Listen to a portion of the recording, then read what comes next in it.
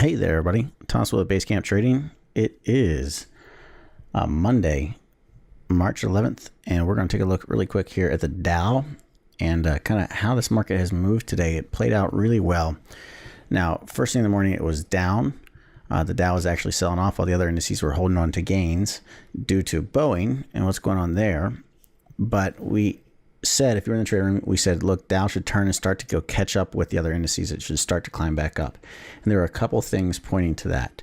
But the biggest thing was this right here on the 240-minute price chart. We had what we call a bullish divergence, where we had equally low pivot lows. So price was down, same low that we had on Friday.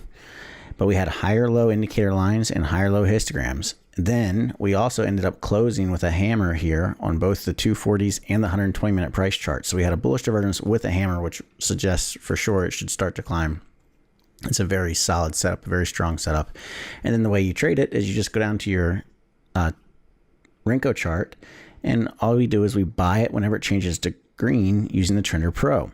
Now, we rallied very, very nicely, several hundred points first thing in the morning. Then we went into compression here over lunch. And then after lunch, we broke out of compression and have started to climb once more. And that's exactly how we expect the indices to move. If you've been in the trading room with us, you know we talk about, hey, stops go, or hey, when we go into lunch, we stop trading typically unless there's a textbook setup.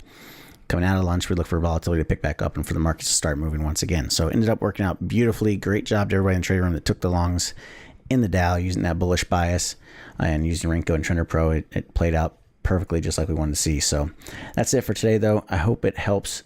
Keep an eye out for divergences. They're very important. And also pay attention when you see the NASDAQ, the S&P, and the Russell all climbing and the Dow selling off because of one company. Normally, it's going to turn and start to climb and follow the other indices as well.